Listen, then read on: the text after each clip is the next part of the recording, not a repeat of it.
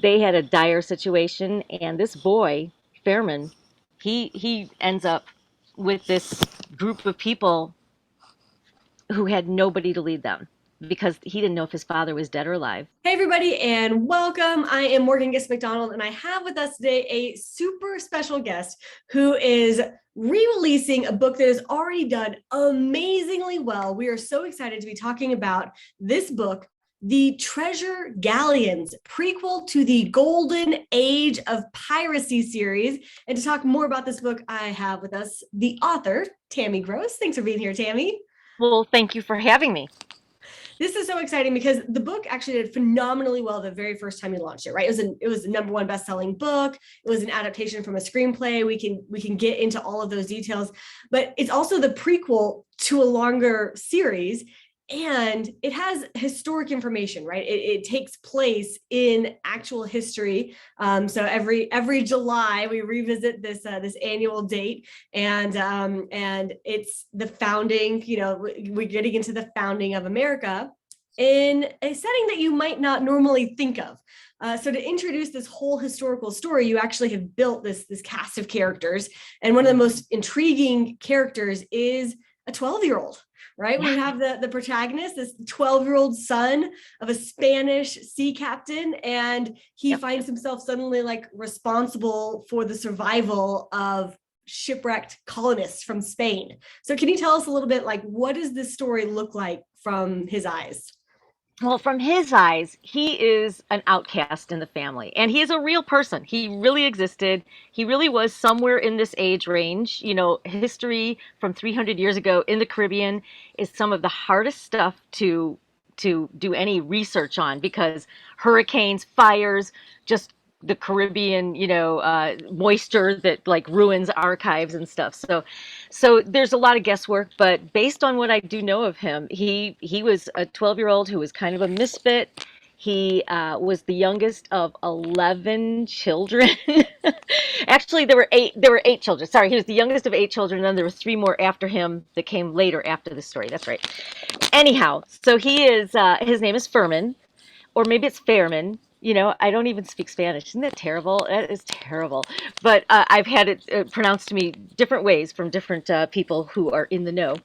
And so Fairman has red hair, which is typical of a Basque family. This is a family from northern Spain, and they are commissioned by the King of Spain, and they have been commissioned by the King of Spain to be down in Portobello in Panama to be basically captain of the guard in that area. And at this time of year, this is when not even year, at this time in history, this is when the treasure ships were going. So the Spanish were mining gold, they were mining silver, they were mining all sorts of stones, and they also had other ships coming all the way from Manila to the other side of Mexico and to the other side of Panama, and bringing all this treasure to where this family lived in Panama. So this boy grew up with this wealth and this interesting, surroundings of an international port, basically, where only the Spanish were allowed to come. This was the hub of the Spanish Main, and so he was the one who just wasn't a swashbuckler, I guess you could say.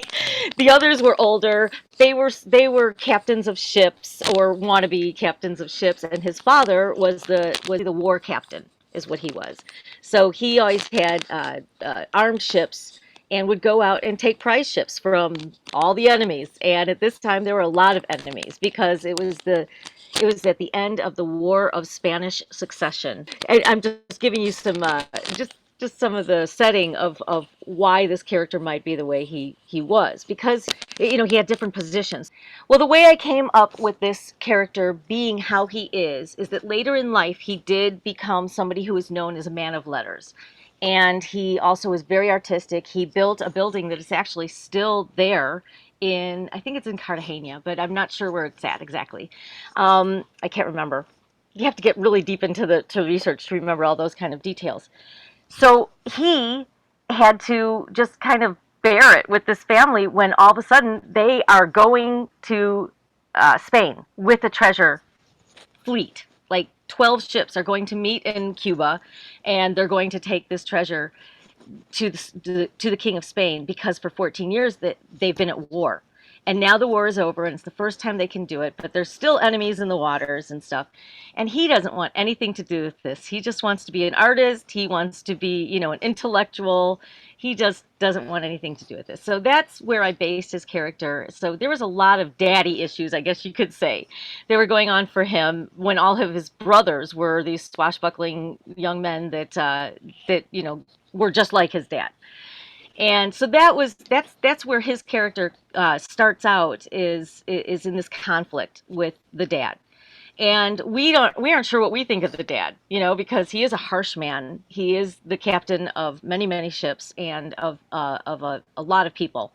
There are, in the end, 3,000 people, over 3,000 people, that go on this fleet cruise to go up to Spain. And so it's a lot of people that he's responsible for. He's responsible for at least half of them. While there's So another captain. there's a whole fleet of ships, Yes. maybe 3,000 people leaving Panama, going to Spain, loaded up with treasure for the Spanish king.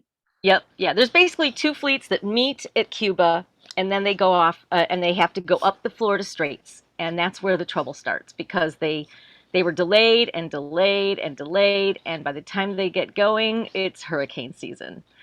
And it was the worst possible time for them to go, and they knew it was, but they had an angry king. He was very anxious to get his treasure. Let's just put it that way. And I'm sure he let the captain know, get back ASAP. Yeah. Yeah. And this is not a time where they're very forgiving if things don't go well. This is a time when it's like, okay, you get it here or you die, basically. So it was very, very high stakes for all the captains of all the different ships, but especially for his father, who was Don Antonio Echeverez. And, Echeverez. and so what happens? So they get going, and they had a Frenchman that they forced to come with them because they didn't trust him to not alert other ships. So they actually had 11 of their own ships, and it was two fleets. It was Don Antonio's had 6 ships, and I think he had 6. And then he might have had 7, because the other captain was the one who was delaying everything. His name was Captain Ubia, and he had been sitting there for like 2 years, sitting on treasure and getting fat and not wanting to move and stuff. And then he kept losing ships. He actually kept losing ships in port where he was parked, I guess you could say, where he was at port for a couple of years. So when he showed up in Cuba, he only had 4 or 5 ships. And between the two of them, they had the 11 ships. They had a Frenchman who they forced to come with him. They get into the Florida Straits and start seeing this horrible, nasty cloud situation happening down in the southeast. And that's when the Frenchman said, "I'm out of here. I'm sick of how slow you people go," because they had really heavy laden ships. They were bogged down with more than what was on the manifest. There was a lot of smuggling going on. There was a lot of contraband. So he took off, and he survived, and he got to France, and so that was his story. But it caused problem and friction for everybody else, because they were trying to do a reformation, and then this storm just hits in the middle of the night, at like 2 o'clock in the morning, on July 24th. So, I mean, July 30th, 31st. Sorry, on July 31st, because they took off on July 24th. That's how long it took them just to get up to like the middle of Florida, was 7 days. They were already at sea for 7 days. And this hurricane pushed all the ships all around. I mean, it was like they were in a washing machine, and it just spewed everybody out of the ships. No ships survived. None. One was somewhat intact, but in the end, no ship survived. 3 of them really at first, totally disappeared, probably into deep waters. Some of them were up by Jacksonville, some were down by Fort Pierce and Vero Beach. Vero Beach was kind of the epicenter. So they all crashed along the shores, and this is 1715, and all that was living along those shores were Eyes Indians. So Ays, and so they had a pretty bad situation. They didn't have water. They were injured. They lost about maybe 1,000 people, probably more. They think they lost about 1,500 people in the end. Again, contraband was things, but it was also people. There were a lot of stowaway type things. So they had a dire situation, and this boy, Fairman, he ends up with this group of people who had nobody to lead them because he didn't know if his father was dead or alive. He did find his brother, and so he was able to help his brother, but he was really hurt. His eldest brother was really, really hurt, and he had been the captain of the ship that was in the end. That it was the Mhm. very last ship, so he was able to find him, but didn't know if he was going to live or die. So that's what kind of kicks everything off into this horrible survival situation. But there's also the fact that before they took off, they had captured a Dutch ship, and those Dutchmen, they hated the Spanish, and they were basically their captors, and they were bringing them for trial to Spain with them. And they were using their ship actually, and that's the only ship that kind of washed ashore, and the cabins stayed intact. It kind of gave a central base for everybody to go to once everybody recovered and found what was, who was alive, who was dead. And the captain of the other part of the fleet did die in it, and most of his crew also died. So now now this boy is kind of in charge until he finds out what's going on with his dad. So Oh that's my kind of where the story really picks up, and we've got these criminal Dutchmen who are now going pirate because they know that offshore there's a lot of treasure out there to go and get. So that's the interesting thing, is that they begin this journey as, I mean, you might call them colonists, maybe, right? They're just Yeah, sent from yeah, Spain. Spain is their home. yeah, And then somewhere along the way, shipwrecked on what would become United States soil, right? Florida and exactly. those sorts of towns. And Yep. then it sounds like they turn pirate. I mean, pretty much everybody kind of turned pirate in a way because it's like, this is a free for all at this point until, somebody like Don Antonio appears. We find out he's alive. And so now he can take over everything, but we still have these other Dutch pirates that are out there. And there is another captain from the other fleet he was like he's a character in Assassin's Creed. A lot of people uh, might know about him.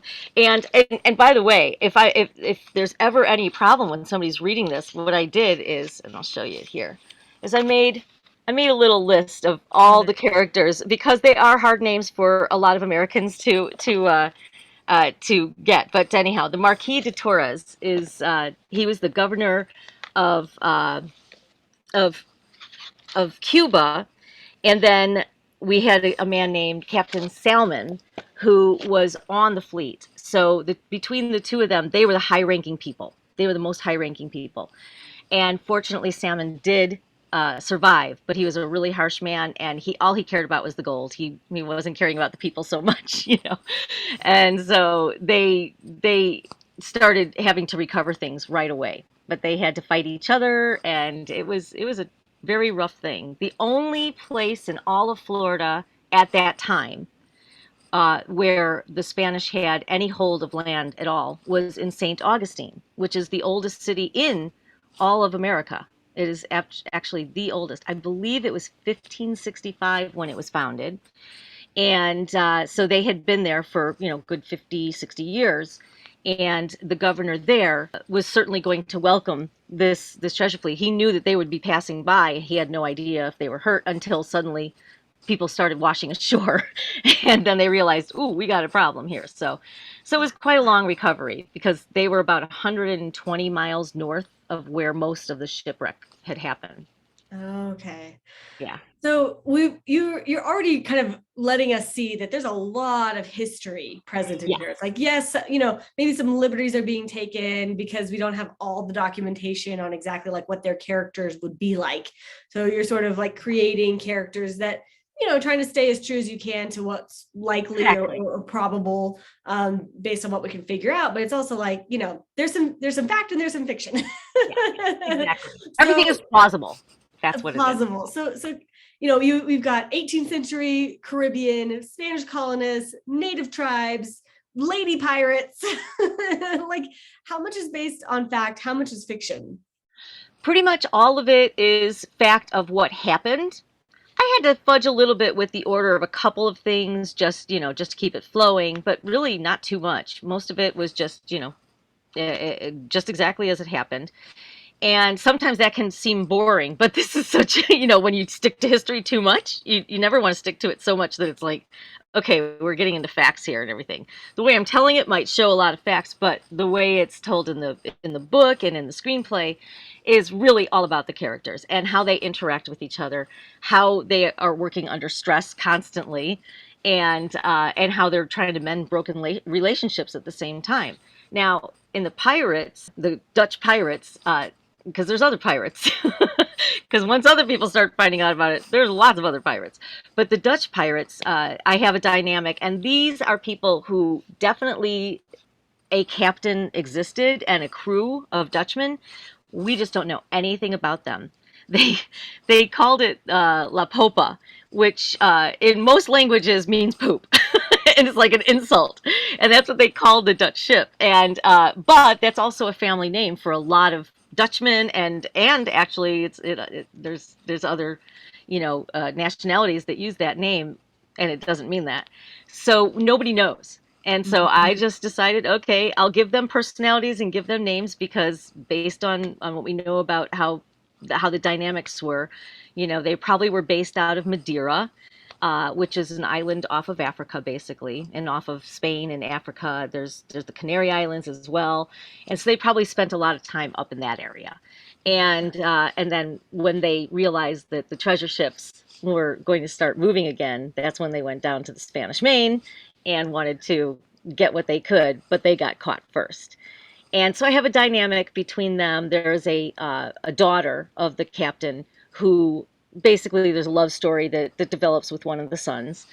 And but she's still part of the pirate family. So there's a lot of like, who do we trust and who do we not trust here, So there's a lot of that going on that takes us all the way through. We got to have our romance. If we're going to have swashbuckling, you got to have romance, right? We're going to have swashbuckling, we're going to have romance.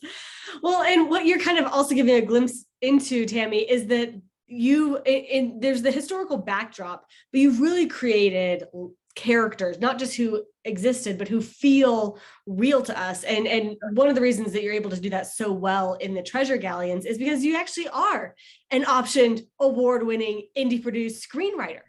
Right. Yeah. So you have actually produced screens that are written for film and TV. And yes. Then this was actually an award-winning screenplay that you turned into a novel. Is that right? Yes. Yeah, I realized that this is a big ask of anybody in Hollywood. It's oceany, There's a lot of oceany stuff. We've got 11 ships that are going to be swirled around in the ocean at night, and lots of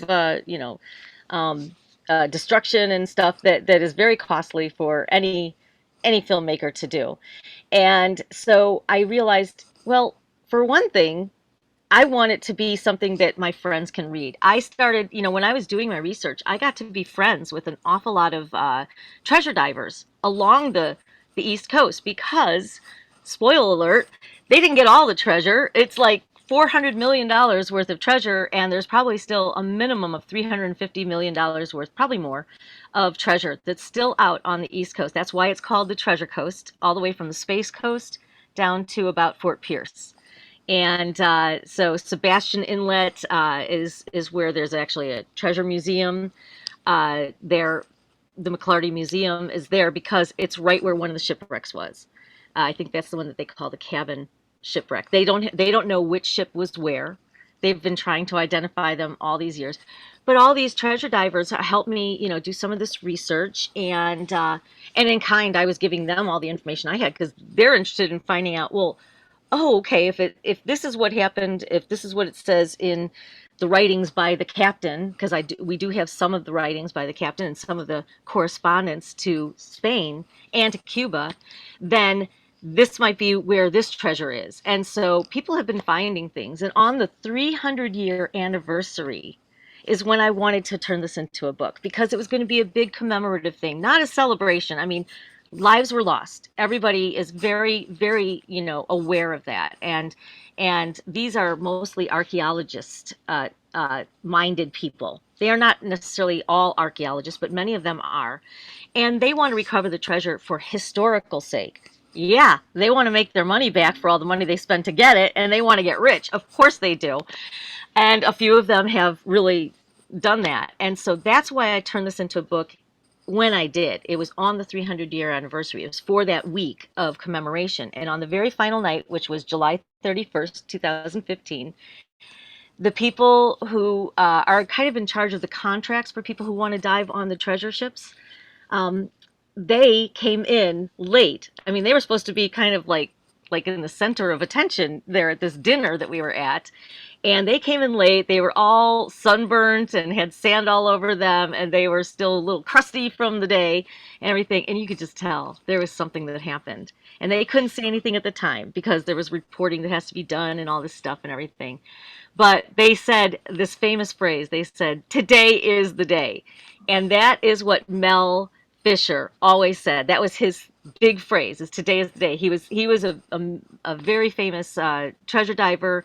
He helped find the Atocha. He was the one who found the Atocha down in South Florida, made millions. So the Fisher family, they have their own museums and they have their own stores and museums, and they have gold bars down in the Key West and up in Sebastian as well. And so that was really cool because we all knew that they found something. Later, we found out they found $3 million in gold coins. So they were pristine. They were just perfect because gold doesn't crust over and stuff. It was amazing what they found, and it hit the news about a week and a half later. And it's like, yay! So it was really a really cool 300-year anniversary. But for me, I wanted to get the book out, I wanted to have something that people could read. They knew that I was writing the screenplay and that I had written it and it had won some awards, but they wanted something that they could actually read. And I was so glad that I did that. I was able to sell out everything right off the first printing, and that was awesome. And now, I mean, it's still being shopped for TV film, and there are Yep. more stories off of this one, right? This is kind of the prequel Oh of my a gosh. longer series. Is that right? Yeah, yeah. Again, it's not really a spoiler alert, but it is, I guess you could say. In the end, when everything is resolved and everything, there's still a lot of treasure, and there's still going to be some treasure diving, at least for a couple of years. The Spanish eventually kind of give up.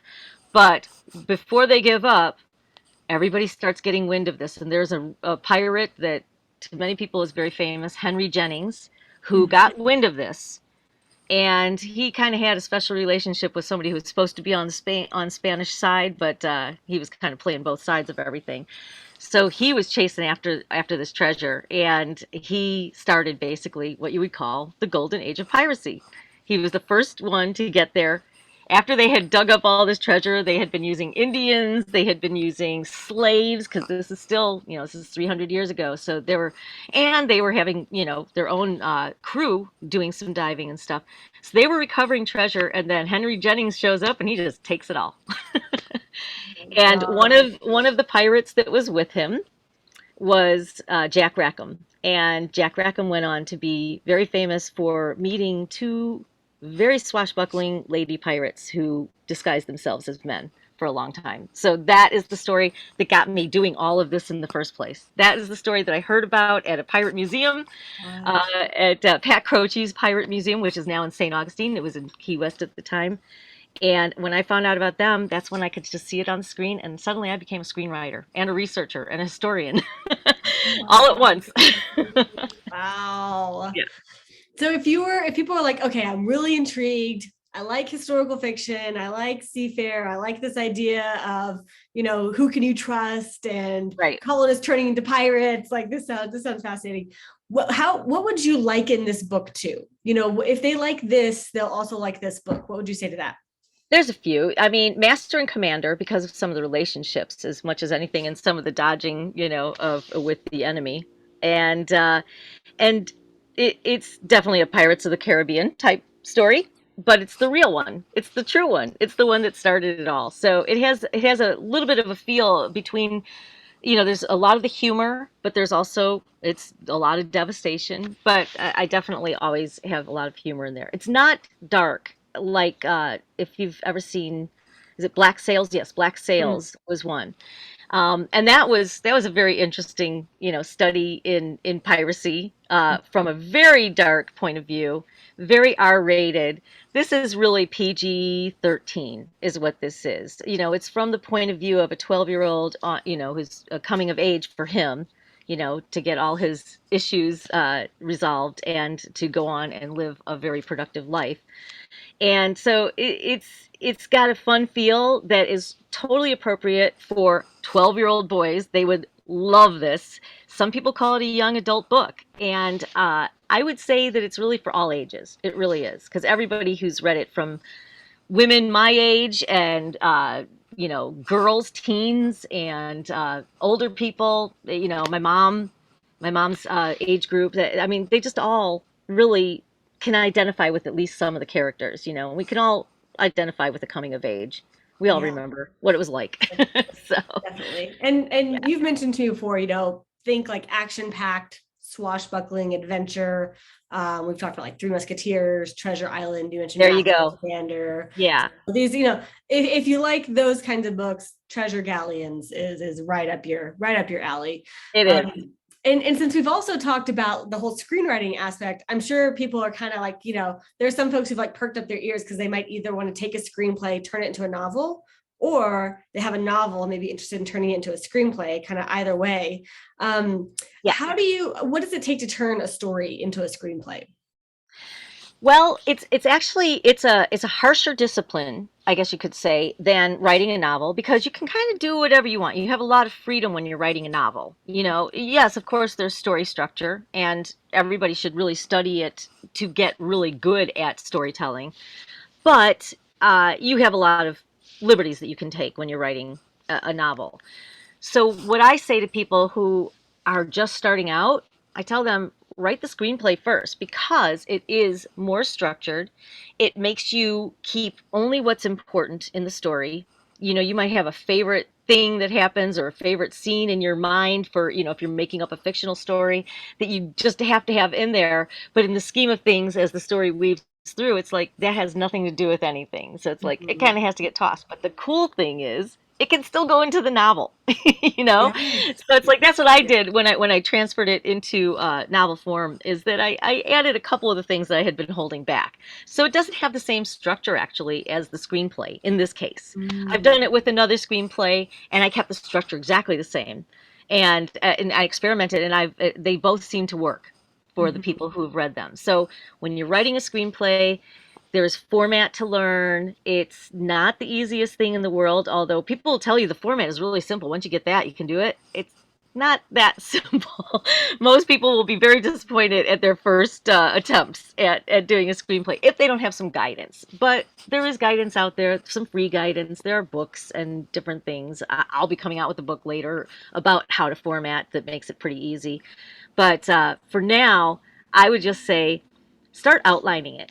Just start figuring out whatever the story is that you want to tell, and just start figuring out the things that you really have to have in there, the highs and the lows. I have a W method that I teach, and it's like a shape of a W, but it's really more of a roller coaster, because it's a long W. It can be a very long W. And anytime you're writing down a story, whether it's to start it as a novel or to start it for a speech, maybe you want to tell a story in a speech, or if you want to write a screenplay, I say just, make a big old roller coaster, and all the important things that happen that are kind of at a high point, that are good things that happened or really strong things that happen, put them up there. And then at the low points, all the emotional lows, as well as like when all hope is lost type feels, and all the important things that happen. Don't worry about anything in the middle. And that's a great way to kind of start your outline, in my opinion. Because what you can do is you can take that W form, and you can start putting it into a list. And here's a really cool thing that I do. I'm just going to kind of teach you a little bit. But there's a lot of letters involved, but they don't have to be like actual letters. But now you're looking at an H. So look at an H. So you've got the first part of the H, and then you've got this bridge that goes over in capital H, and then you have the other side. Or you can look at it as a small h, actually. It can work that way too. Because what you want to do is you want to list all those highs and lows that you put in the W, and just Okay. list them out. It might be a really long list. And then start sifting them through this bridge that's going to take them, that's going to still sift out or filter out anything that really isn't important to the very end of, to what the story is really supposed to be about and everything, and make your list smaller. And now you can put it into a W that has more structure to it, where it's an actual W, where Like you an have, order. yeah, you have your starting point of what their normal life is, and then you go down to the first part of the W there. That's where everything kicks off. That's like the point of no return. Now you're entering a new world. So whatever it is that happens that makes that be the case. And then you're in the try to make it work, and then something flips everything on its end, and so you're at your midpoint. And then you go, and then you're okay. So now you have more information, you know what doesn't work, and you start implementing and implementing. But the dark forces, whatever it is that's opposing the obstacles, they make it so hard that you get to a point of like all hope is lost. And that's, some people call it the dark night of the soul.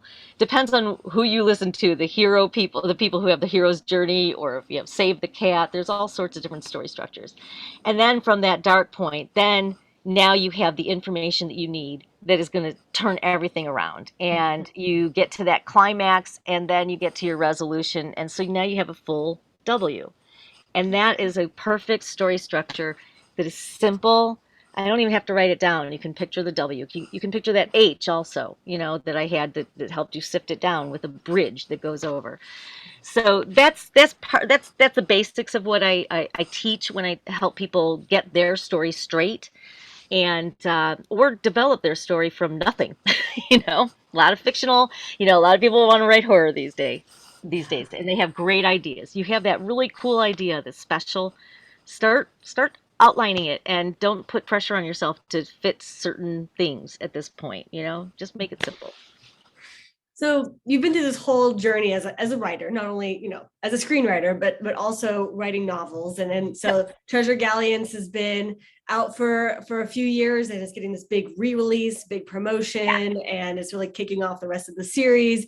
And if you think back to like a younger version of yourself, Mhm. you can go back as far as you want.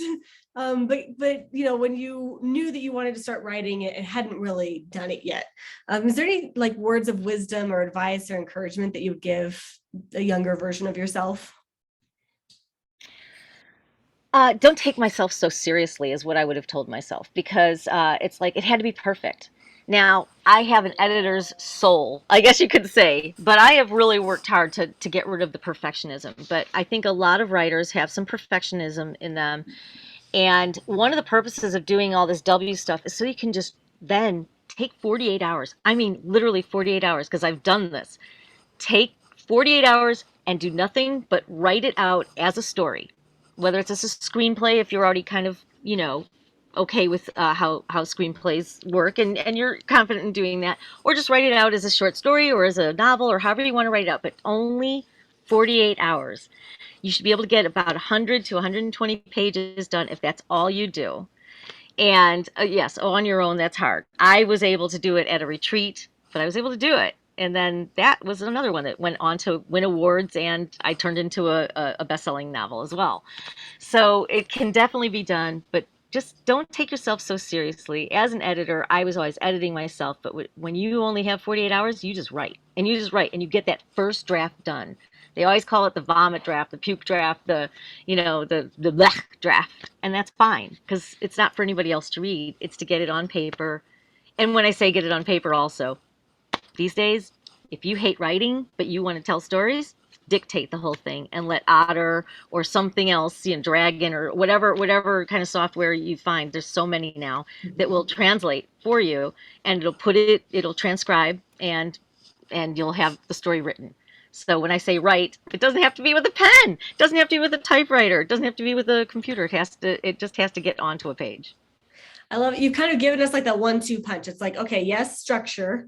Use your kind of W, think about the highs and lows, put Yep. them through that H filter so you get down to just the most essential pieces. Make sure Yep. you've got that order, and then write. Just write. Right. If you Write want it the all W to down. stand for something, that's what the W stands for. Is just right. Yes, we use the word sketch with our writers sometimes There because you then it go. feels like loose and light. It's like Yeah. exactly as you said, we're not being perfect here. We're definitely not editing. It's like how fast can we get, the sketch ideas out on paper? I think that's amazing advice. So yeah, thank you for sharing that with us. No problem. I mean, I wish I had given myself that advice long time ago. It would have saved me a lot of heartache. Exactly. Well, folks, if you're here and you're like, the Treasure Galleon sounds like my kind of book, the good news is that it's on a special promotion right now. So you can go to paperravenbooks.com/the treasure galleons. And that'll be linked up next to this video. So you can just click that link. It'll take you on over to Amazon, where the book is available in any version you want, pretty much. And the ebook version is on promotion. So even if you can't read it right this second, totally fine. While you're here, while you're thinking about it, click the link, download the ebook version, put it on your Kindle for the weekend, but know that you've got it locked and loaded and ready for you. So go ahead and head over to paperravenbooks.com/the treasure galleons and grab your copy. Tammy, any last words for your readers? Actually, I'll just tell you a little bit more about what's inside the book. Just while you're talking about that, if you look through when I flip through, you'll see a lot of color pictures. I love it. My mom is an artist, and she is the one who did this. And so I just took a whole bunch of her artwork. I put it in there. She lives in Florida, so she draws from the coast, the very coast where she lives in Cape Canaveral. So it's like where it happened. And so that makes it another level up. That makes it really a fun read because it's like you kind of get it in your mind already. It's almost like it's trying to become a movie. Yes. It will. It will. Working on Stay it. Working persistent in on it. that. Yeah, but I mean that's the great thing about books is that you really can sort of like transport us to that place in our imagination, giving us pictures and kind of painting it for us. I mean, it's so Yeah. fun, and then thinking about, you can almost even just as remember the times you've been to the coast, and like rethink that experience of being in St. Augustine or any of those southern coastal towns. It's like you'll never visit those places and and not think about pirates again. Exactly. It's where it all started. That's where they are. That's amazing. Well, thank you for bringing this story to us. It's real history, and so few Americans even know this part of our history. And Nope. so thank you for adding characters and life to the story and bring it to us. It's an amazing read. Definitely encourage you guys to go pick up a copy, paperravenbooks.com/the treasure galleons, link next to this video. You're going to love it. Go get a copy. Thanks, guys. We'll see you next time. Bye, everybody.